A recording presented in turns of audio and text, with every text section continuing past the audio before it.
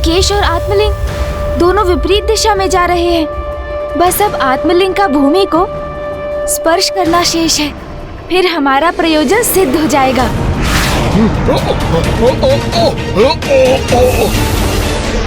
प्रभु का आत्मलिंग मुझसे दूर जा रहा है, यह उचित नहीं। कदाचित अब शीघ्र ही हम अपने उद्देश्य को प्राप्त करेंगे।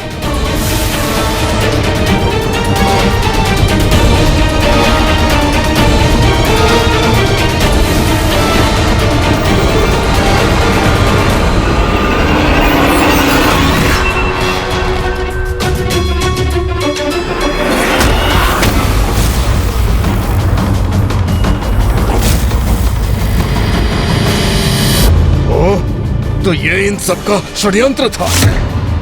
प्रभु ने स्वयं आत्मलिंग मुझे दिया था। इन सब के हाथ नहीं लगने दूंगा मैं।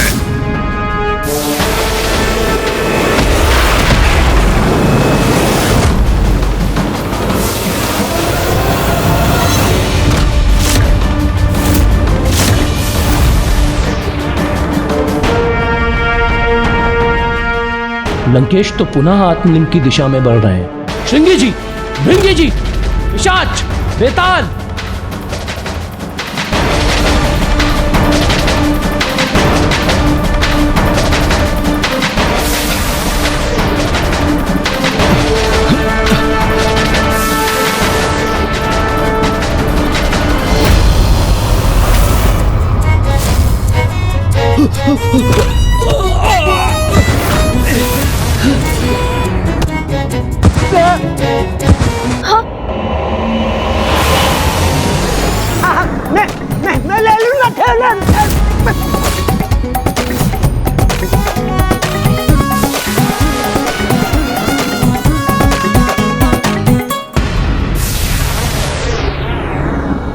हे प्रभु, क्या ये सभी कुछ भी करने में सक्षम नहीं है?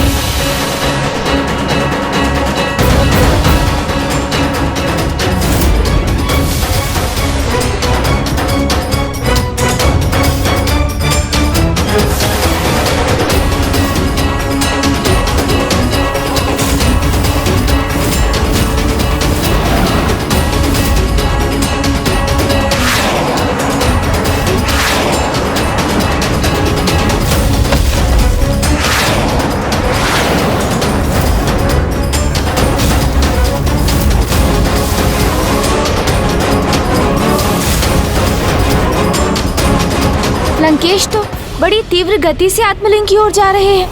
कहीं नंदी जी और शिवगणों की ये योजना भी असफल न हो जाए।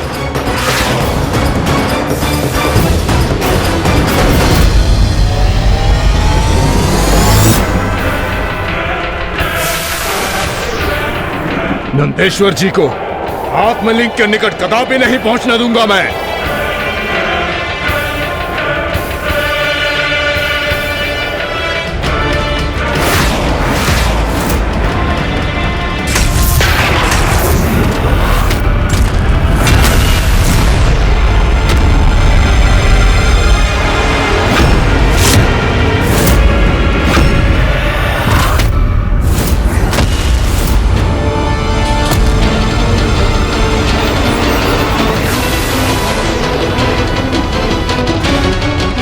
आत्मलिंग को थामने के लिए कोई नहीं है वहाँ।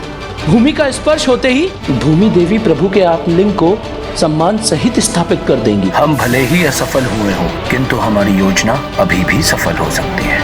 जहाँ मेरा आत्मलिंग थल का स्पर्श करेगा, वो सदा के लिए वही स्थापित हो जाएगा। नहीं, मैं ऐसा कदापि नहीं होने दे सकता। यदि आत्मलिंग धरती को स्पर्श कर गया तो वह सदा के लिए यही स्थित होकर रह जाएगा।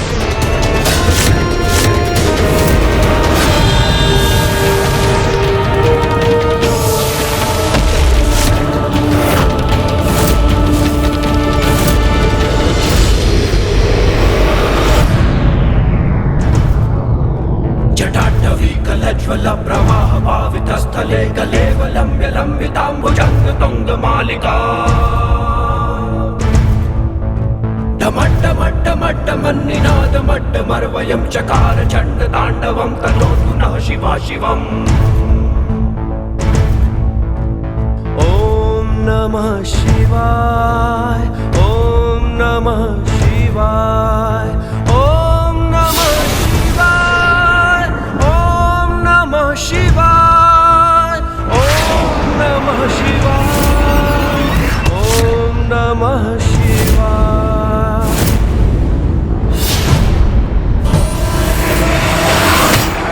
दशानन रावण से आत्मलिंग छीनने का प्रयास कर जो साहस किया तुम सभी ने, उसका उचित दंड मिलेगा तुम सबको। यही संहार करूंगा तुम सबका। शांत हो जाइए लंकेश, मैं आपको पुनः स्मरण करा रहा हूँ। धर्म और पुण्य के कार्य में किसी भी प्रकार की हिंसा नहीं होनी चाहिए। और इसका भी विचार कीजिए कि जिनका आप संहार करना चाहते हैं वो भी उन्हीं प्रभु शिव के भक्त हैं, जिनके आप परम भक्त हैं, जिनके आत्मलिंग आपके साथ है। तभी तो अभी तक ये सब जीवित हैं, और जो इन्हें वानर समान उछलने का ही अभ्यास है। जिस वानर का उल्लेख कर तुम मेरा उपहास कर रहे हो लंकेश, उसकी शक्ति का परिचय तो तुम्हें तब होगा जब तुम्हारा विनाश प्रारंभ होगा। देवता आपके चरण ना दिगा सके, इसलिए आपको बहुत अहंकार है ना अपनी इस शक्ति पर। किंतु देवता तो मेरे चरण दिगाने में भी असमर्थ होंगे, और मैं ये अभी प्रमाणित कर सकता हूँ। साहस है तो आप सभी मेरे चरण दिगा के दिखाइए।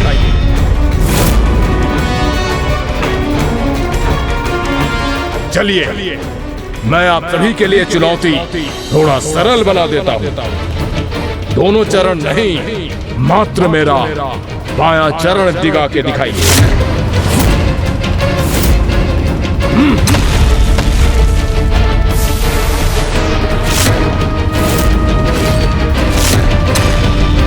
आप सभी के लिए और भी रोचक बना देता हूं मैं इस चुनौती को। आप में से किसी ने भी अगर मेरे चरण को डिगा दिया तो मैं स्वयं प्रभु के आत्मलिंग को आपको सौंप दूंगा।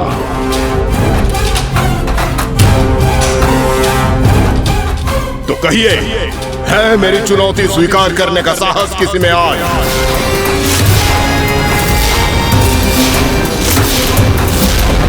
आप में से कोई भी मुझसे संघर्ष करने का साहस नहीं जुटा पा रहे हैं ना? तो ऐसा कीजिए, सभी एक साथ बढ़कर प्रयास कीजिए। लंकेश, मैं आपको दुर्बलता का नहीं अपितु भक्ति का प्रमाण दूंगा। मैं भी तो देखूं मेरे भक्ति के बल के समक्ष कितनी देर टिक सकते हैं लंकेश।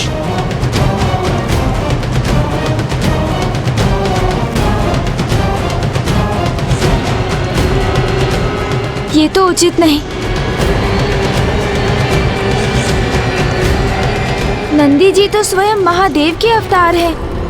वो भला असुर रावण के चरण स्पर्श कैसे कर सकते हैं?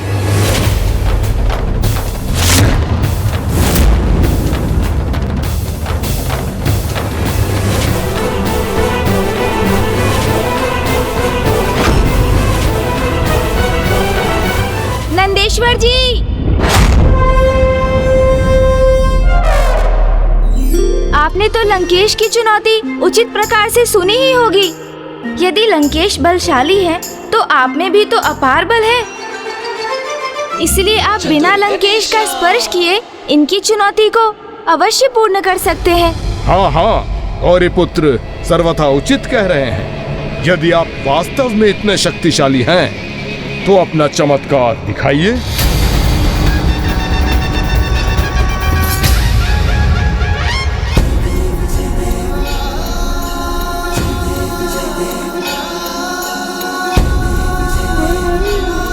उचित है, मैं आपको अपनी शक्ति के चमत्कार अवश्य दिखाऊंगा लंकेश।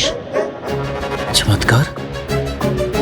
कैसा चमत्कार दिखाएंगे नंदी जी? अब तो ये देखने पर ही ज्ञात होगा।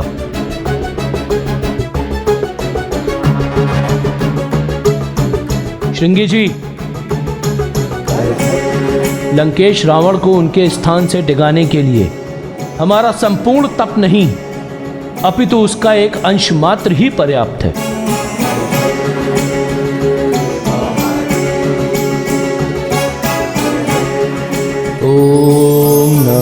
शिवाय, ओम नमः शिवाय, ओम नमः शिवाय।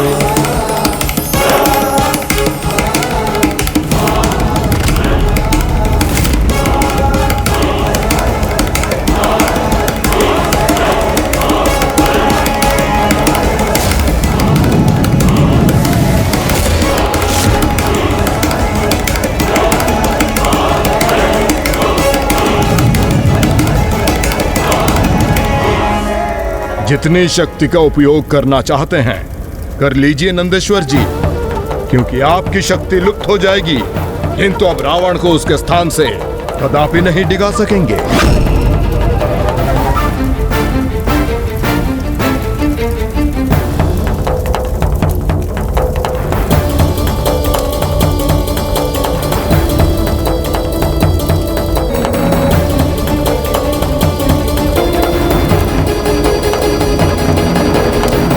जैसे जैसे अग्नि से उत्पन्न उष्णता में वृद्धि होगी, वैसे ही रावण को विवश होकर स्वयं अपने स्थान से हिलना होगा।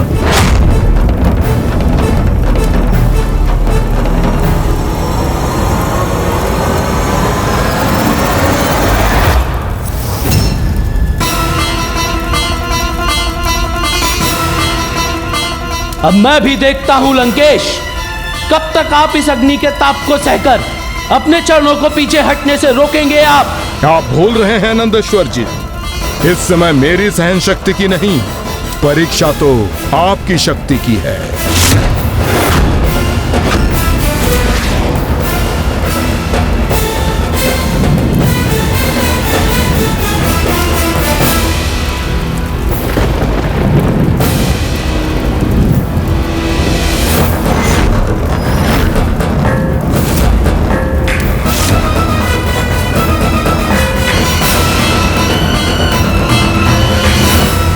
कदाचित लंकेश का पीछे हटना ही उनके लिए उचित होगा।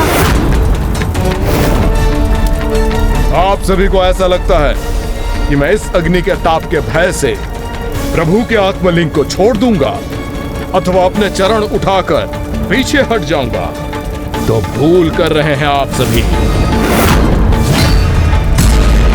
क्योंकि दशानन रावण को भस्म होना स्वीकार है, किंतु पीछे हटना नहीं।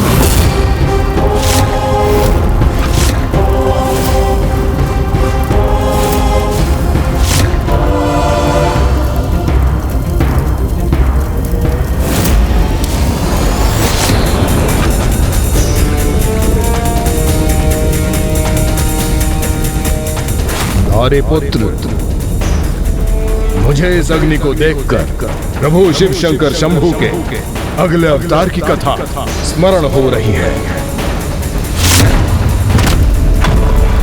जिनका जन्म अग्नि के हठ को नियंत्रित करने के लिए हुआ था, जिनका नाम था ग्रहपति अवतार। त्र्यंबकं सदाशिवं नमामि हे उमापति, जय नीलकंठ जय अनंत नमोस्तुते नमोस्तुते। हो भोलेनाथ भक्तों के हो कष्ट से निवारते, ये सृष्टि सारी संकटों से शिव ही है उबारते। ओम नमः शिवाय, ओम नमः शिवाय, ओम नमः शिवाय।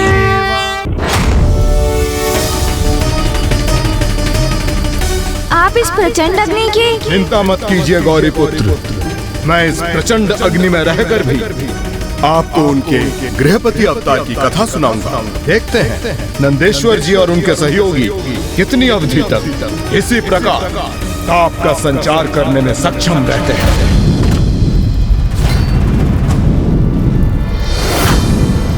प्रभु शिव शंकर शंभू ने अपने गृहपति अवतार से ये प्रमाणित किया कि यदि भक्तिपूर्ण निष्ठा से की जाए तो सब कुछ प्राप्त किया जा सकता है गौरी पुत्र।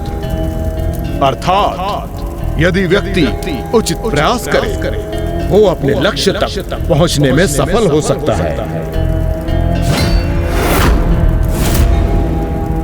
बहुत समय पूर्व की बात है, नर्मदा नदी के तट पर एक ब्राह्मण विश्वनर अपनी पत्नी सुचिष्मति के साथ वास करते थे। ओम नमः शिवाय। ओम नमः शिवाय।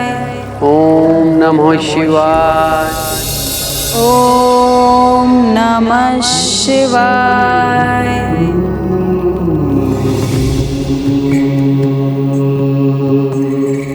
ये पौधा तो कुम्हला रहा है, मुझे इसकी सेवा करनी चाहिए। ऋषिवर एवं उनकी पत्नी दोनों ही धर्मपरायण थे और ऋषि विश्वनर का हृदय इतना कोमल था कि वो अन्य किसी को कष्ट में देखकर उसकी सहायता करने से स्वयं को रोक ही नहीं पाते थे। यहाँ तक कि एक कुम्हलाता हुआ पौधा भी उन्हें द्रवित कर देता था और वो उसे अपने आंगन में रोपकर पूर्ण तन्मयता से उसकी सेवा करते थे। स्वामी, इस पौधे की सेवा क्यों कर रहे हैं आप, जिससे हमें फल अथवा पुष्प कभी प्राप्त नहीं होंगे? देवी, मेरा विश्वास है कि संपूर्ण मनुष्यों के समान इन पौधों को भी जीवित रहने का अधिकार है। भले ही ये हमें पुष्प और फल देने में समर्थ नहीं है, किंतु संपूर्ण वातावरण को प्राण वायु देकर ये शुद्ध तो अवश्य करेगा। अग्नि, ये अग्नि कुटिया भस्म कर रही है। रक्षा करो इस अग्नि को, बुझाओ। फैलने मत दो इस अग्नि को। वो समय ऐसा था जब पृथ्वी पर अग्नि का बार बार प्रकोप होता था, किंतु ऋषि विश्वनर को जैसे किसी का भय ही नहीं था। इन कुछ दिवसों में ये तृतीय बार हुआ है। अग्निदेव कुछ अधिक ही क्रियाशील हो गए हैं। आप कहाँ जा रहे हैं स्वामी? पौधों की सेवा तो मैं कर चुका देवी, अब मानवता की सेवा का समय है।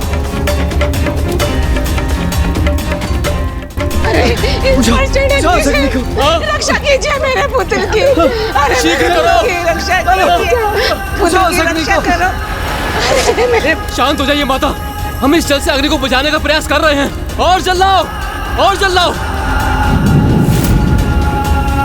इस अग्नि के निकट भी जाना कठिन हो रहा है। अग्नि, अग्नि ये कुटिया भस्म कर रही है। रक्षा करो इस अग्नि को, बुझाओ और जलाओ।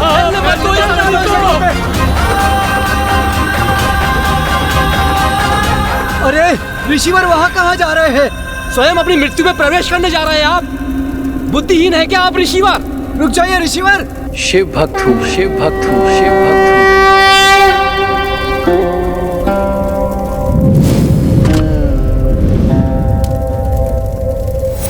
फिर क्या हुआ लंकेश, बताइए ना।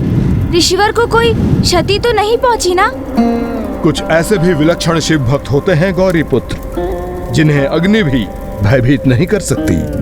जैसे मैं इस अग्नि के मध्य स्थित हूँ, उसी प्रकार ऋषि विश्वनर उस झुलसती कुटिया के भीतर प्रवेश कर गए, वो भी पूर्ण साहस के साथ। और फिर उन्होंने उस बालक को ढूंढना आरंभ किया। ओम नमो शिवाय।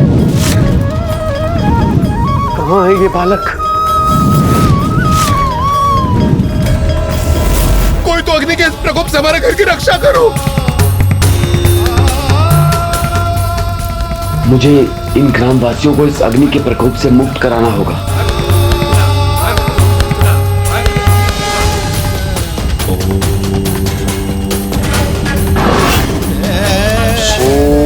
नमः शिवाय।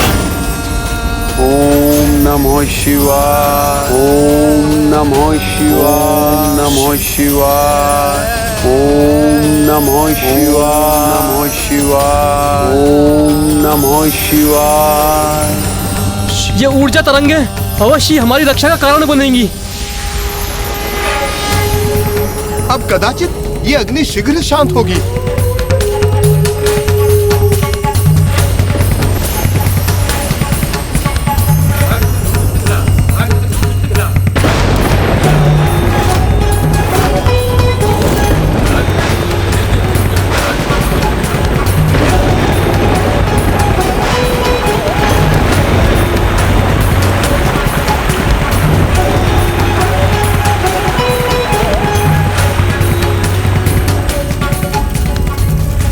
जल वर्षा से विश्वनर ने अग्नि को नियंत्रित तो कर दिया, किंतु ऐसा कर उन्होंने अग्निदेव के क्रोध को जागृत भी कर दिया। कौन है ये जिसे अग्नि के प्रचंड ताप का तनिक भी भय नहीं? इसका इतना दुस्साहस जो ये मुझ अग्निदेव के कार्य में बाधा उत्पन्न कर सके। अब इसे मेरे दंड का भागी बनना ही होगा। सत्य बोलना धर्म है एवं धर्म पथ पर चलना मोक्षकारी, किंतु इनसे भी अधिक पुण्य एवं महाधर्म का कार्य है किसी के प्राण बचाना।